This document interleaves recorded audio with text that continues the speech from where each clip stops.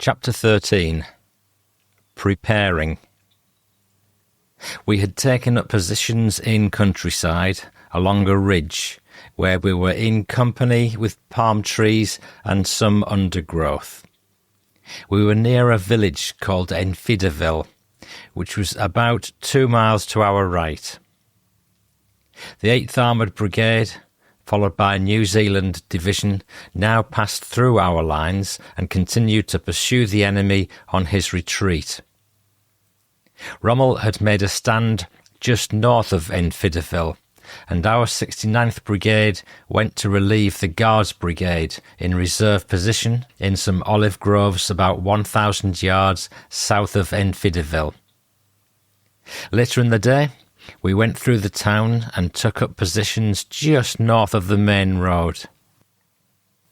We were now off the order of battle for 3 days to rest. Nothing would be more welcome than to lie in a grass field and rest our heads on our small packs, and that is just what we did. 2 days later, the main attack took place by the New Zealand and 4th Indian Divisions, supported by the Guards Brigade. The enemy were soon retreating northwards, and our front quietened down, with the exception of the odd 88mm shell landing in our area, but it was nothing to cause us any anxiety, and the sound of our 25-pounder shells screaming overhead was music to our ears. They were giving Jerry a pasting. It would be springtime in England, very much like Tunisia in April, the difference being that it was hot during the day and very cold at night. Tunisia, unlike many Arab countries, is green and mostly fertile, and as we passed through the countryside, it was a treat to see oranges, lemons, bananas and date palms growing. There were fewer flies than everywhere else too, but mosquitoes plagued us, and any uncovered part of our bodies was a target for them. I had 19 bites on one hand. Many of the boys suffered from malaria at a later date, but it seems the mepecrine tablets we were given worked for me. Shortly out of the blue came a welcome surprise. The mail had caught up with us, and I received 7 letters. It was the first mail I'd received since leaving home, and I was delighted. It was a most pleasant feeling to think that those letters had come from England. Amidst all the turmoil of war, the mail had managed to get through. Everybody was so pleased. I read those letters repeatedly, scrutinising every word for weeks. In fact, until the next mail arrived, quite some time after. We cleaned weapons and awaited more reinforcements to replace those lost in the battle. Much warlike activity was taking place ahead of us, and the enemy was being very hard pressed, but we were not included in the action. Our division did not see any further part in this theatre of war. The honour of seeing the enemy routed right out of Africa was largely being left to others, who'd not already chased the enemy for 2,000 miles. And 50th Division would not be able to relish the opportunity of seeing the total surrender in Tunisia of an enemy who had put up such tenacious resistance from Alamein, Egypt, to Enfidaville, Tunisia. A pity, because I think we would have enjoyed seeing the Afrika Korps surrender. This was also the case in Sicily and Europe, first to land but withdrawn at Letterjani, before the end at Messina, to train for D-Day. First on our front to land on D-Day, then withdrawn near Arnhem because of lack of reinforcements, before the end in Germany, and it was not playing the game. And now the Americans, who had had some minor skirmishes with the Germans since they landed, had to take the glory. I consoled myself with the fact that 50th Division was always withdrawn for more important roles, so that at least is something to be proud of. It gave a chap a tremendous feeling to think he was part of the 8th Army. Nobody knew why we'd been taken out of action. I suppose at the time none of us cared either, expecting that the High Command would have the situation well in hand. This was by no means always the way we thought. On 14th of April 1943, or thereabouts, a fleet of 3-tonners turned up in our motor transport compound, and next day we were enlightened a little more. We had to pack our kit and we en-bust. Our convoy began its journey at just a steady speed. Any ex-serviceman will know that army vehicles had governors, a device to prevent speeding on the engine. And because of the concentration of armour and much else on the roads, it took us 3 days to reach an area just north of Sousse. After resting for tiffin, we took to the road again and camped a few miles north of Sfax, on the coast. After another 2 days' rest, we were on the move again. It was about 23rd of April. What lay ahead of us, nobody knew, but we were most surprised to learn that we were going by road back to Egypt, a journey of about 2,000 miles, taken in easy stages to minimise wear and tear on the vehicles, especially for the benefit of those conscientious chaps of the Royal Army Service Corps, the RASC, whom I don't believe ever received the credit they deserved for the demanding work they did during the war years. So, we were going back to the flies, but that was of no importance after what we'd experienced over the past few days. We were going to retrace the steps of the many soldiers who'd fought in battles back and forth all the way to the delta of Egypt. What a gruesome story these sands could tell about the many young lives that had been sacrificed. It had been a very traumatic time in my life, going over the action in my mind, thinking of every detail. Poor Arthur Oxley and the tank commander, whose bodies had been so violated, dominated my thoughts. Their loved ones would not yet know of their deaths. Thank goodness they would never know how they died. I wondered if the shattered remains of soldiers were ever found. Even if they weren't, their souls were at rest with their Maker, and what remained would crumble into dust where he had buried them. I said a little prayer to myself as we passed Akarit. My religious thoughts were most important to me. I imagined the faces of the pals I'd lost and could see them just as they were before they gave their lives. The paraphernalia of war lay everywhere, destroyed, burned or abandoned. Only the dead bodies had gone. But now in Tunisia, the Germans were getting all they deserved. Around 10 miles past Wadi Akarit, our convoy halted. It was going to be an 11-day journey, so every day at around 5 p.m. we laid up. Now we were in a large green field which sloped slightly. I can recall sitting down a little way from a hedgerow. We'd be kipping down beneath the stars. Our company commander, Captain Hull, was wandering among the lads, talking about nothing in particular. He was closer and more popular than he had ever been, having shared the same experiences with them. He knew full well what comradeship was all about. Remembering him from the autumn of 1939, he was so different. Now he was a man's man, and he realised it, which was good. He was infatuated with the art of war. Just as Captain Hull had respect for our officers, we stood up as he approached us, ignoring the fact that he told us to remain where we were. He knew full well who I was because he knew I'd been company commander's batman for some time earlier, and he spoke to me, asking about how Lance Corporal Coughlin had died, since he had known the lad when he was in the battalion intelligence section. Then he surprised me by saying, "By the way, Cheall, I'm told that you used to do a little cooking back in the 11th Battalion." I replied, "That's right, sir."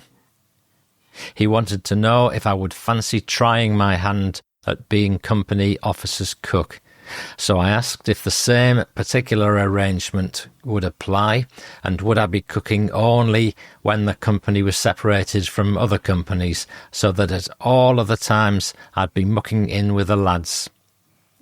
When we were in action, the officers ate the same as the men, and I'm sure that is one of the reasons we had such respect for our officers. They showed no sign of superiority and spoke to us in our language. So I kept in touch with the others and also improved my knowledge of cooking, hoping I had not taken too much on, because cooking in the field is far removed from cooking in the cookhouse. No sooner had I volunteered than a second lieutenant walked up to me and said, "Right, Cheall, what's for dinner?" Of course, he was only kidding then, although I did return to where I had been resting and thought about what I'd taken on. Before we settled down to sleep, we looked around and could imagine we were in England. The stars were flickering in the sky and the moon was shining. Who would believe that so recently war had passed this way? Phantom figures moved across the field, making their way hither and thither on duty, and I could make out the guards watching over the vehicles. Apart from the moon, it was dark because we were out of range of the cacophony of war.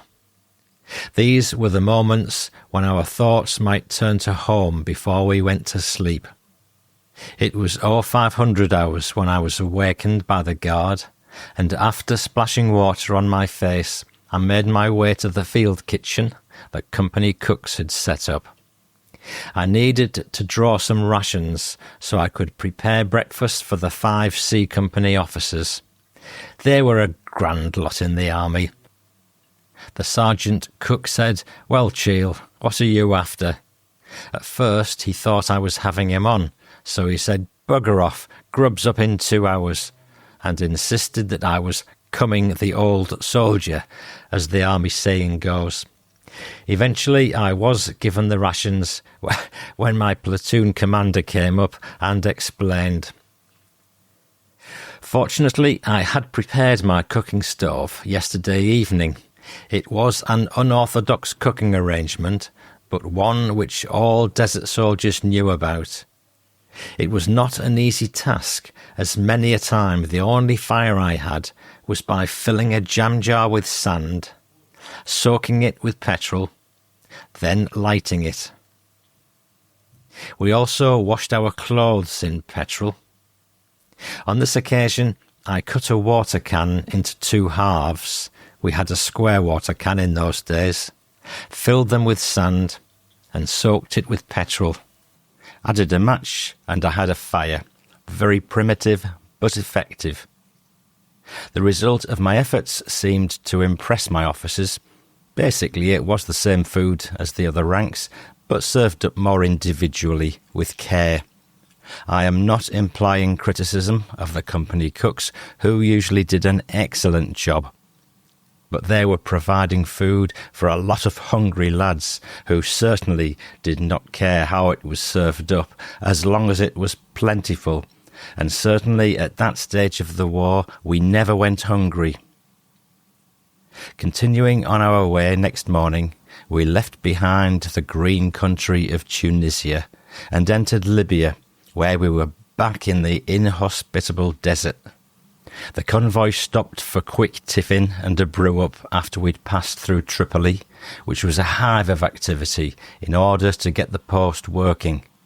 It had only taken 6 months for our army to chase the enemy from Alamein to Tunisia, with many rearguard actions being fought in the process. Libya was not a very attractive country in those days. Sand, sand, and more sand, which we would have got used to until we reached the Egyptian delta. We would not see much else apart from the debris of war which littered the ground everywhere. The Arabs must have had a whale of a time when the battle had moved on. It had been a very hot sunny day, which developed into a night when the sky seemed full of stars. The flies were still a plague, as they had been at Kassassin camp. For mile after mile, the landscape seemed endless, as did the coast road. We were covered in yellow dust, and although we only had on a shirt and shorts, we sweated profusely beneath the blazing sun. It had been a month since we'd been able to have a shower or even a good wash. During the afternoon, we stopped about 5 miles south of Benghazi, where a meal was brought up to us and we were able to stretch our legs. That was until, on the horizon, it looked foggy. That fog was a sandstorm, a khamsin, approaching us. We just had time to jump into our trucks and fasten the flaps down when it hit us. It lasted about 45 minutes, during which time there was almost nil visibility, and when it had passed, sand was piled up against the truck, and there was sand in everything. It was just south of this area that the 150th Brigade of 50th Division had been annihilated in January, almost all being killed or captured. We stayed the night near Benghazi, which had been occupied alternately by both combatants during the conflict. It was called a Benghazi handicap because of the opposing forces going back and forth. Our convoy was travelling along the coast road through day after day of scorching sun. This road had certainly witnessed a tremendous amount of military traffic over the past 2 years. The Africa Corps, the 8th Army and the Italians had all advanced, then fled along it, as the fighting fluctuated, leaving behind them enormous quantities of the debris of war as evidence of their passage. I bet the Germans went hell for leather when the 8th Army was chasing them. Passing south of Tobruk, I thought of the stubborn resistance which had been shown by the British and Empire soldiers in their effort to deny the port to Rommel. It would have been a treat at this time to have had a show put on for us by the Entertainment's National Service Association, ENSA, but no such luck. I was in the army for almost 7 years, and only once did we have a concert laid on. Other than that, I never saw any such entertainment, but then again, the infantry were the fighting men, and we didn't have time to become bored when we were abroad, as there was always so much to keep us occupied. It was the poor blokes in the rear echelons, doing the same routine jobs day after day, who became bored. Not for them any German machine guns, shells or tanks to worry about. I'm sure they must have done a good job, but I often wondered if that same esprit de corps developed amongst them as evolved among the men who actually came face to face with the enemy. Our long journey was over. It would be about 6th of May 1943 when we reached our destination. Our home for the next 5 weeks was a camp called Sidi Bishir, which was not too far from Alexandria. The camp itself was a hard, sandy and sparse grassy field, which was covered by mostly small tents, each to be occupied by 3 soldiers who had to be on their knees to crawl in. Not much fun. It was just to the side of the main road to Alexandria, and each battalion had its own area. A couple of us were sitting having a mess tin of tea, and we wondered if any thought had even been given to how many lives had been sacrificed by the navies, armies and air forces of the combatants. From Malta, across the Mediterranean to Tunisia, and for over 2,000 miles along the coast of North Africa, battles had been fought to keep the enemy from getting his hands on the oil of the Middle East. It was a sad reflection upon the ill preparedness of our country for war, because if in 1939 we'd been as prepared as the Germans for what was about to engulf us, the war wouldn't have lasted so long. The British Tommy was at least as good as, if not better than, any soldier in the world. There was no doubt about his ability to beat the enemy as soon as the comparable weapons were made available. At this camp we only did the usual inspection of kits and rifles. There were very few parades. It was really a kind of holiday. After a certain amount of organisation, one platoon at a time from each company was given a 3-day pass to go to Alexandria. We could also go in for a few hours at a time. The local buses ran along the road very near to the camp. My pal George Bertram and I went on leave together and found a place in a street which ran parallel behind the wide promenade seafront. It was only like a boarding house, if anything more Spartan. A swarthy owner sat at a desk just inside the door, where we paid our piastres and were given a key and room number. It was a very plain room, with a thin carpet, hard bed, 2 chairs and a table with a water jug and bowl on it. Who cared? We didn't. Remember, money was not plentiful, so we had to be careful with it. We had to go to the YMCA for meals and cakes and a good cup of tea. While we were out one day, a lad from the East Yorks called to see me, and he went into my room and, seeing some cream cakes, took a fancy to them. I'd bought them from the YMCA. Just a small memory, but he left a note saying he was sorry he'd missed us, and I still have that letter. That was Charlie Lee, who came from Yorkshire. He was killed in Sicily. While I was in Alexandria, I thought I would go down to the docks to see if, by any chance, HMS York, a cruiser, happened to be there, because I knew it was in the Mediterranean. The reason for my interest was that before the war I had a good pal called Bill Collins, who had become an engine room artificer aboard York. I went to the gate, explained and showed my paybook, and the chap informed me that the ship had been damaged in action, but had managed to reach Suda Bay in Crete. Whilst undergoing repairs, an Italian remote-controlled explosive motorboat had hit her. Although the ship sank, only 2 boys lost their lives, and Bill was one of them.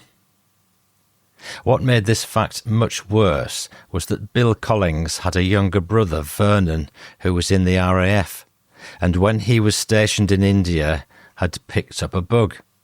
The lad was rushed back to Glasgow, where he died. What a tragedy for their parents. The boys were aged 19 and 21. My wife and I used to visit their parents after the war. Mrs. Collins in particular had never got over losing her 2 sons. Alexandria was a very busy place, with people of all creeds crowding the streets.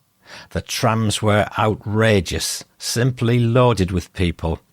They seemed to be clinging on to everything except the wheels, just like flies around a jam pot. I never found out if anybody paid a fare. One thing I do remember, though, is that each morning when I went out, I kept myself fairly smart in my khaki drill. There were photographers about waiting for anybody in uniform. I still have the pictures, which I treasure. It was okay, and a change from the routine, but we never had sufficient money. The small boot boys garbed in their caftans amused me. One of them in particular looked a little imp. He came to me and he would say, "Hey, soldier, I clean your boots. I clean good and shiny." Well, he was such a little character, about 9 or 10 years of age, and pitch black with white teeth. So this soldier let him do his cleaning each morning, even though my boots were already as shiny as they possibly could be. There was one thing that many of the lads went to Alexandria for. Well, any serviceman who's going into the city was told to be aware of loose women, and the place to go for you-know-what was the official place. I think all the married men and many of the young ones soon found their way there. It was called Sister Street. Out of sheer curiosity, we just had to go and have a look at the place. And no, I didn't. I could not accept that it was morally justified or even sensible having sex with a female of dubious nationality when hundreds and thousands of all kinds of men were at the same game. It had been an eye-opener to see Alexandria and get to know how these people from the Middle East behaved. Our 3 days had been a complete change and most certainly a rest for us. As we made our way back to camp, our thoughts turned to other things and the real reason for being in the Middle East. We knew that there was something in the wind to bring us all the way from Tunisia to the Delta, and we could only imagine what lay ahead of us. The day after we arrived in camp, the whole battalion had to parade to be taken to a hospital where we each had to give a pint of blood. It was the first time I had given blood, any of us for that matter. We were all very fit, and our young English blood would certainly have improved the blood bank stocks. Oh, to be virile and fit, it was a great feeling. Sad that so many of us were to die in the not-too-distant future. Suddenly, I thought about the misfortunes of the 6th Battalion since they'd arrived in the Middle East during June 1941. I couldn't believe it was only 6 months since I'd joined them at Tripoli, and still had not recognised more than 10 of the old 6th Battalion. The remainder must have been killed or captured in action, and even the story of the Green Howards by A.W.T. Singe doesn't tell me about such large losses, and the details of what had become of 1,000 soldiers are very vague. The few I had come across did not seem to want to talk about their experiences of the past 2 years. We soon returned to the old routine, and taking care of our weapons was of supreme importance. However, we didn't settle down for long, because in 2 days we were on the move again. From Sidi Bashir, we moved through Cairo to alongside the Suez Canal for intensive training. During this trip, I saw the pyramids and Sphinx. We arrived at Kabrit, a very desolate camp near the southern end of the Suez Canal, on the edge of the Sinai Desert, on the shores of the Bitter Lakes, and not far from the Red Sea. A week's intensive training awaited us, but for a different method of tactics to any we had yet undertaken. The only inhabitants we saw there were the usual scrounging Arabs with their filthy camels. It was laughable upon reflection. We used to make our tea, then dry out the leaves in the sun, then sell the tea to the Arabs. What a fiddle, but why not? These were the same kind who would descend on a battlefield after the fighting was over, and they would be like vultures, stripping bodies and machines of anything valuable. The training was hard at Kabrit, and one occasion we did a march of 30 miles along the Suez Canal in intense heat to a camp near some oil refineries. On one occasion, we were transported to the Gulf of Aqaba. We boarded a landing craft and were then taken about 2 miles down the Gulf. Turning around, we made a dash for the coast at a good speed, and when we were about 100 yards from the beach, the ramp crashed down, and simulating the real thing, we jumped into waist-deep water and went as fast as we could, encouraged by our NCOs. As we were laden with all kit and weapons, it was a little difficult to keep our feet. We charged up the beach, shouting wildly, firing blank ammunition at an imaginary enemy. We would have been sitting ducks in that case. I realise that this is old hat now, but in those days it was all new to us. It was strenuous, but easy. There were no enemies firing at us, and we could imagine from past experience what it would be like under real conditions. Later in the day, during a mess tin of char, we were all talking and realised that we were going to invade somewhere, but of course, how could we know where at that time? Everything had to be so secret. We did a lot of other training to make us fitter than we had ever been. Laden with kit, we would run up and down sandhills to strengthen our legs and jump into 15 feet deep sand pits. Included in the training were 2 30-mile route marches along the Suez Canal. The heat was intense and the flies plagued us. We now knew why we had been taken off the order of battle at Infideville, and 50th Division was going to be taking an active part in whatever was being planned. I feel sure we were never fitter than we were at that time. Back in camp at Cabrit, the restriction on mail was lifted for a while, so I sent home all my photographs and letters I wanted to keep in case anything happened to me, and I put my name and number on the back of them. All written mail was censored, though who would want to worry about our loved ones by telling them of our experiences? It was strange, but the possibility that we might never return to England didn't enter our minds, which was just as well. Eventually, we were told what was planned for us. Our 50th Division was to take part in the invasion of Sicily.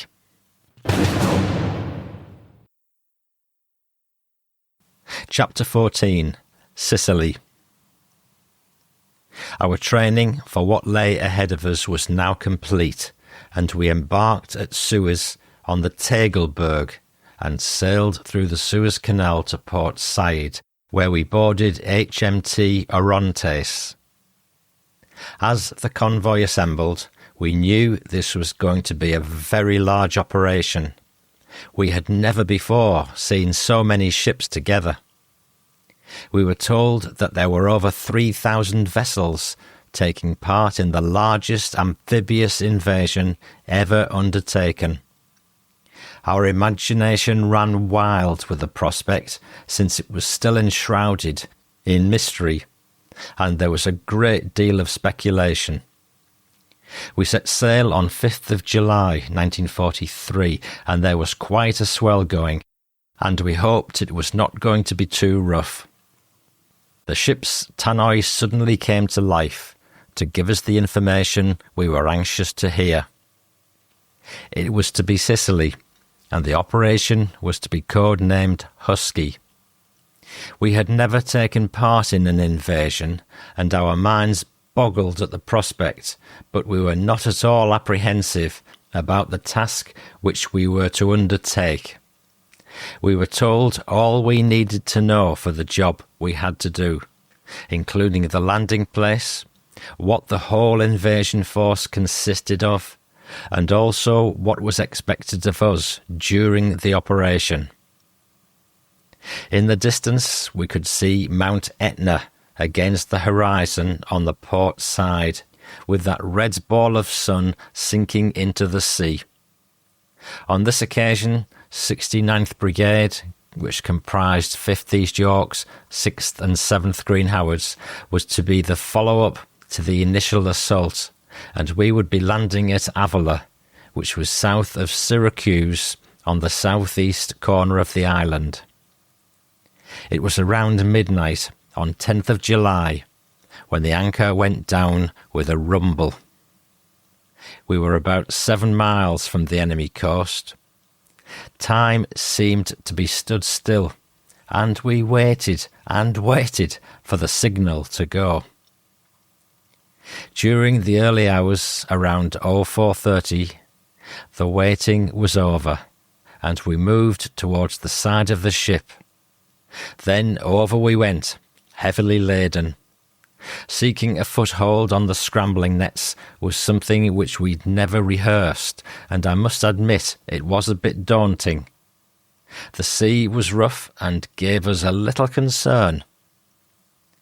The assault craft were bobbing up and down like corks, and it was a strange sensation to go to put your foot on something solid and finding it wasn't solid at all, but almost alive. In those days, many of us could not swim, though we were not short of confidence. But the usual flow of banter vanished for a while, though there was no shortage of swear words when someone missed a foothold. By the time the other assault craft were ready and in line abreast, it would be about 0600 hours. It was fine, but there was a heavy sky and a fair swell was running. We were on our way. The sector of the beach designated for 69th Brigade to assault had code-named Jig and was near to Avola, and we were due to land at 0800 hours. But apart from the odd shell, our own battalion was not expecting much enemy fire, since other Green Howards, the 7th Battalion, would go in before us. Their first objective was to be Syracuse, but they did not encounter the resistance which had been expected. The slight opposition we came across, which had been bypassed by the leading units, was soon overcome, the enemy being taken prisoner and escorted to the rear. There was an airborne brigade to go in first, but tragically many of their planes landed in the sea or in the mountains. I know everybody was surprised at the lack of opposition, even though we had not been in the first wave, and consequently we were soon established on dry land, but with very wet legs, and a march of 20 miles was necessary before we reached a defensive position. By this time we were feeling the effect of the lack of sleep whilst we'd been aboard ship, the conditions being very cramped, plus the fact that the weather was hot and very humid, so very different to the weather in Africa, where it was hot and dry. At this point, I was asked once again to take up the job of officer's cook. Well, variety is the spice of life, though I didn't take up the job for some days, as we were still on the move. The best possible use was made of the position we found ourselves in, and forward patrols were sent out probing the enemy, and we achieved a modicum of sleep.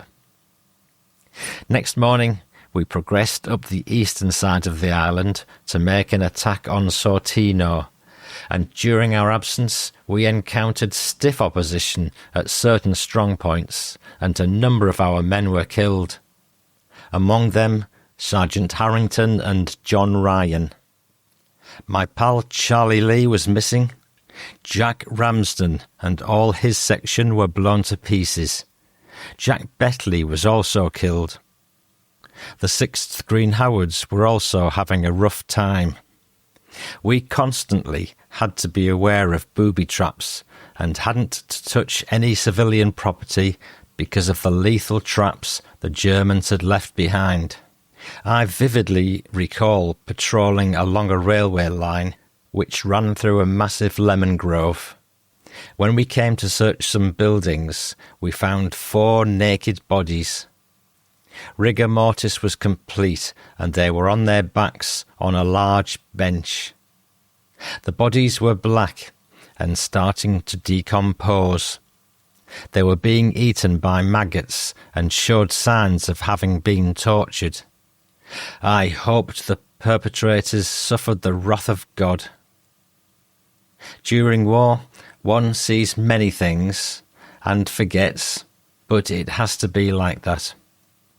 We were soldiers, but I can still, after these many years, remember the bodies lying in that hut. Sicily is a mountainous and beautiful island, lush green and hot, and the majestic, unpredictable Mount Etna could always be seen. We worked our way through the hills around Sortino and Lentini.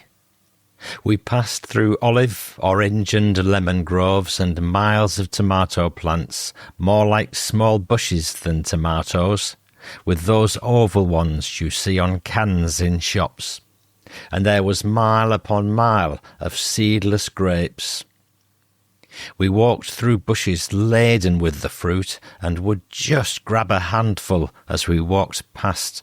It was a delightful climate. Why did good young lads have to be killed? After we'd cleared the villages of the enemy, the civilians appeared to welcome us, handing us fruit. They didn't have much else, and they wanted to show their appreciation to us for liberating their beloved country from the Germans. Good roads were few and far between, almost all being comprised of compressed dirt, and whenever we had the opportunity to use transport, great clouds of dust, particularly from the Bren carriers, were created along the winding roads around the mountains, from which we had spectacular views down into the villages. Unfortunately, we were not there to admire the scenery, but to kill or be killed. The enemy were making their way northwards, leaving small rear parties to hold us up as long as possible. They were easily disposed of, but it was very time-consuming having to dislodge them, and the enemy was retreating faster than we could advance. One of the roads we had to use was cut out of sheer rock overlooking the sea about 300 feet down below on the right, whilst the sheer mountainside towered above us on our left.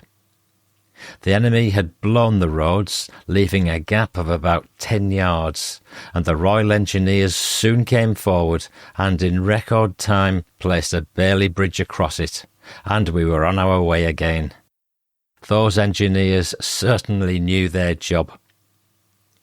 After we had progressed beyond the blown road, for the first time since our landing at Avola, the Germans were putting up a stiff resistance. This was going to be a larger operation and would involve the use of paratroops of both sides in the conflict. The problem was Primasole Bridge, which spanned the river Semito.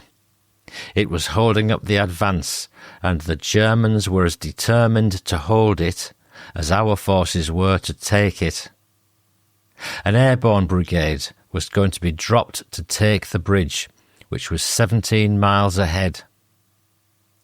Leading the way as part of our 50th Division was the 151st Brigade of the Durham Light Infantry. It consisted of the 6th, 8th and 9th.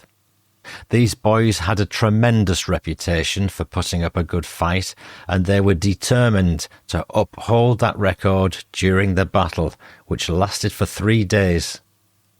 At this stage, our 69th Brigade was in a position on the hillsides overlooking Primasole Bridge, though we were actually some distance away, looking across the valley through which the river ran.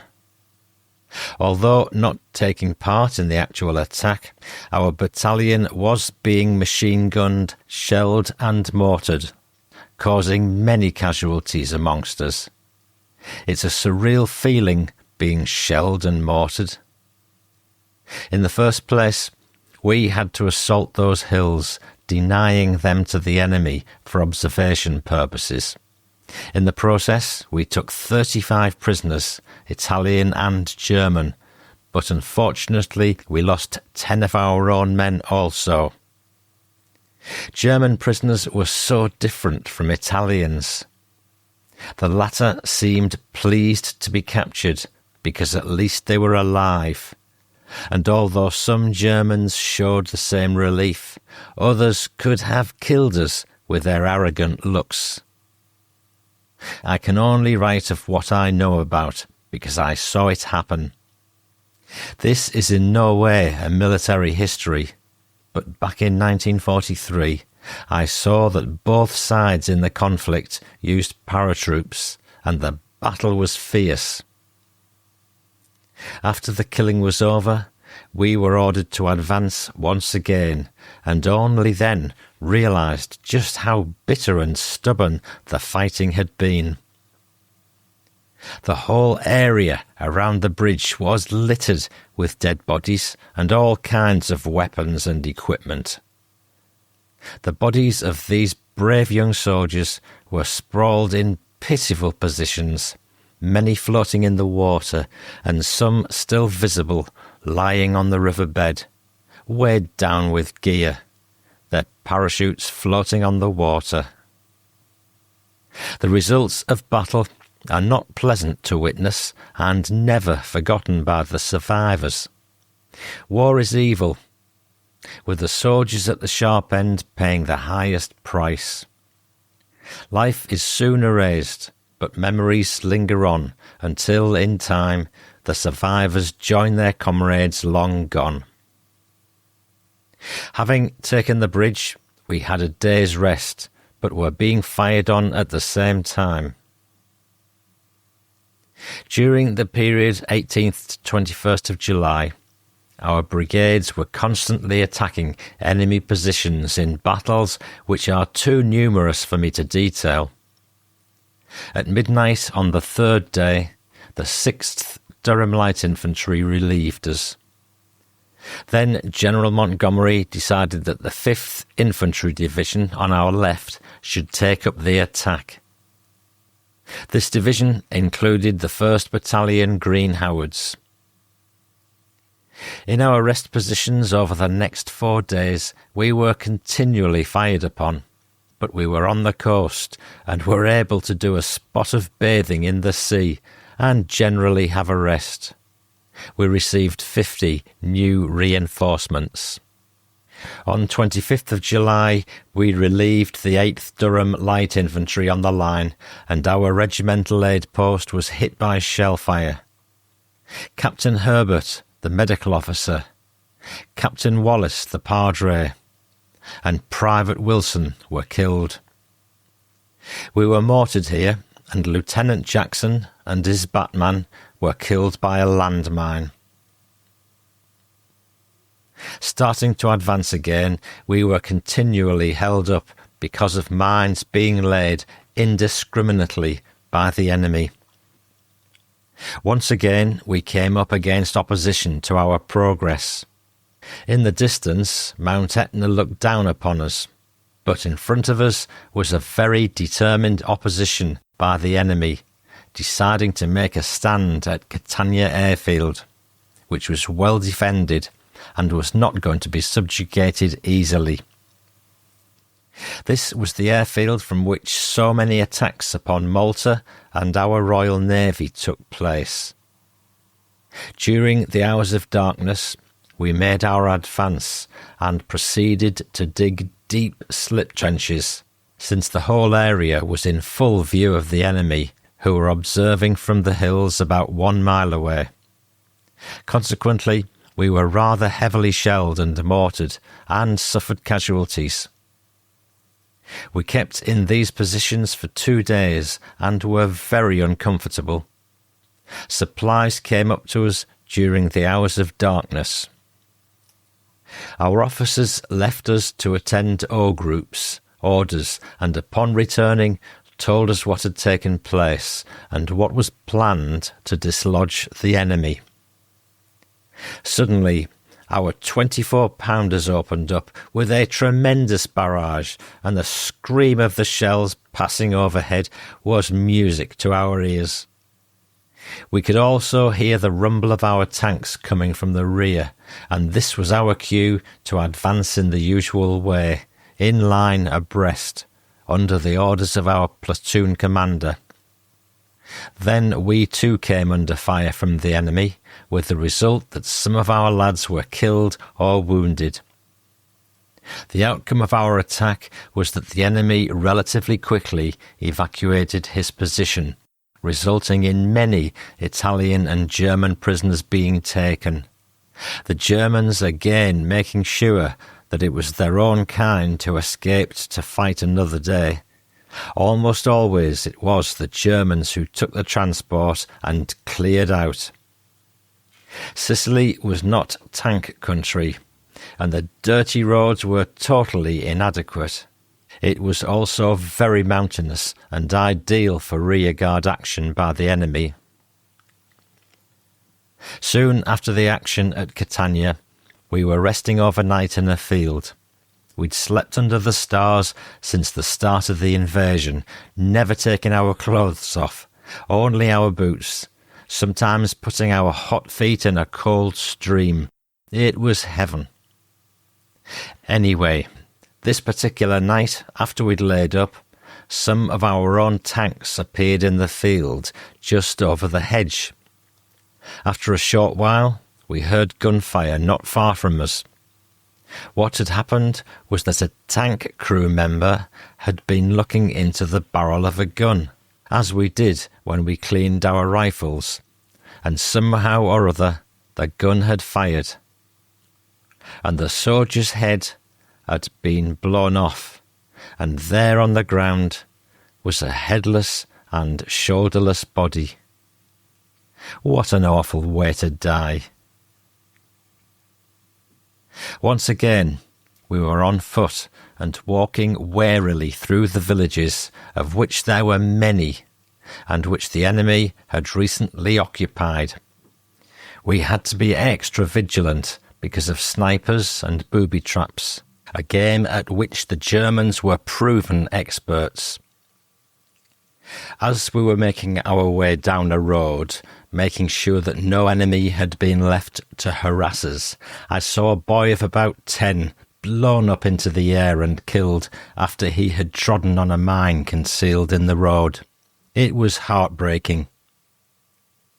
On about 17th of August, we heard that the Sicilian War was at an end. We were also told that although it had been a relatively short but fierce campaign, our 50th Division had played a very important part. Once again, Jerry was on the run. He was no longer master of all he surveyed. On the march again, we eventually reached Lettigiani, right on the coast. I remember walking with the other men of our company and seeing the signpost to Lettigiani. The seaside village was only half a mile away, and that is where we were to rest our weary bodies and bathe in the sea, and hope that mail would catch up with us. I had no idea that this was the end of the road for our battalion, although some units of 50th Division had gone as far as Messina and linked up with Americans. This day was 25th of August, 1943, my 26th birthday. It had seemed an age since I was called up in 1939, and I had survived many emotions. But this was just another day in the cycle of my life. Battalion headquarters were billeted in Taormina, a lovely town, so I'm told, perched high above our village on the mountain top. We were about 40 miles from Messina. The other lads were now resting and making the most of being able to go into the sea, which they thoroughly deserved. Whilst there was some relaxation in discipline, I was informed that I would once again be taking up my duties as company officer's cook. Each company was in separate quarters, scattered along the coast, one at Catania and another at Syracuse. My free time was going to be very limited, and I would miss every attitude of the lads, and even their swearing. We were not by any stretch of the imagination wearing halos. For the first time since landing, we had a roof over our heads. Our officers occupied a house next to ours, which was a property in which the Batman and I lived. Our room was on the first floor, and we slept on paillasses. On the ground floor was a kitchen, which was very well equipped, with a good cooking range and all kinds of utensils and woks. It was a good-sized, well-appointed dwelling, and I anticipated being interested in the cooking. The Batman used to come down and have a chat with me. The officers also always knew where they could get a good cuppa, asking, "Any tea, Cheall?" when they felt the need. We had only been here a few days when the catering officer popped his head round the door to have a few words with me. Apparently, Battalion HQ were having some very important visitors for a conference to be held there, during which time a meal was to be provided, and not just opening a few tins of bully beef or ready meal or even stewed rice. It was to be special. Apart from the headquarters cooks, each company officer's cook had to make a contribution. So was I in the position of preparing a selection of hors d'oeuvres. I said that although I had never done so before, I would have a crack at it. I was not lacking confidence. It so happened that I had in my kit a Mrs. Beeton's cookery book, which belonged to my sister. And that is how I learned some of the finer points of cooking in the first place. To prepare such delicacies off the top of my head would have been beyond my capabilities, and there were some special supplies which I needed, which would certainly not be available from the quartermaster at HQ. I spoke of my dilemma to my officer, and within the hour the commanding officer's jeep and driver turned up. "Come on, Bill, we're going for rations to Messina." That drive to the north-eastern corner of Sicily was a memorable experience.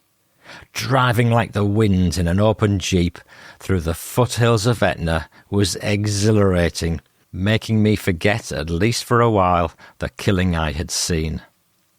It was a lovely journey, because the road was clear of the enemy, as leading troops of 51st Division had already entered Messina. Passing through huge areas of oranges, lemons, olives, grapes, melons, and even bananas made me wish I'd had a camera to record this treasured interlude. Well, I stayed up almost all that night, doing my share of the preparation of the meal, and it was a great success. Afterwards, when my officer came to see me, he told me that our battalion HQ had been the hosts to none other than General Montgomery and General Eisenhower. I felt really chuffed and would never forget the occasion. It was quite an honour for me.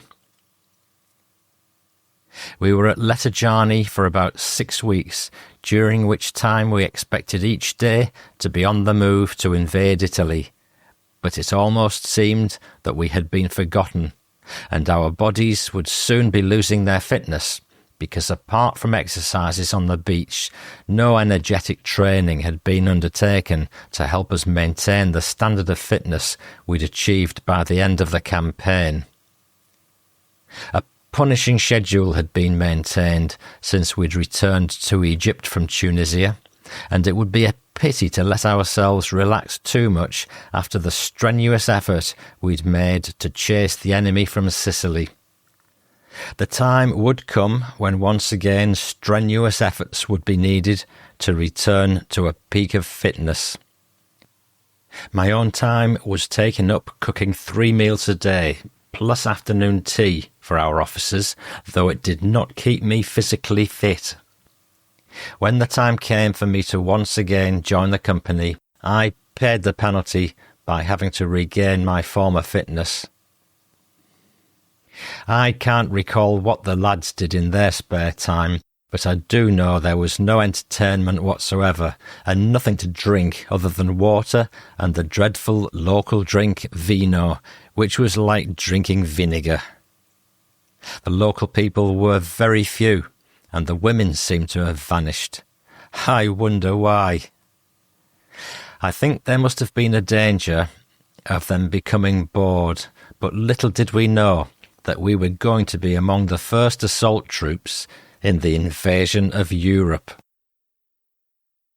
Around 14th of October 1943, we were ordered to start preparing for a move, but no destination had been mentioned.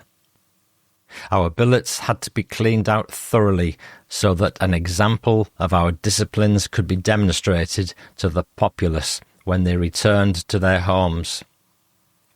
Our battalion was occupied in cleaning up operations around the whole area, and our own company was kept very busy. In addition to this, there were the all-important guard duties to be reckoned with. 2 soldiers were on guard together, and they always had to be on the alert, not only for their own sakes, but also for the remainder of the company and vehicles. After all, this campaign had only just reached a conclusion, and there was always the possibility that enemy agents were up to no good. The most was made of what was expected to be the last opportunity to go into the sea, which was very warm and receptive. The weather was perfect. The lads would always remember their sojourn at Letterjani. All these many years later, when I still read of the Sicilian campaign, the memories, both sad and happy, return to my thoughts, and I'm proud of the minuscule part I played in what took place when we chased the enemy from Sicily with his tail between his legs. End of chapter 14.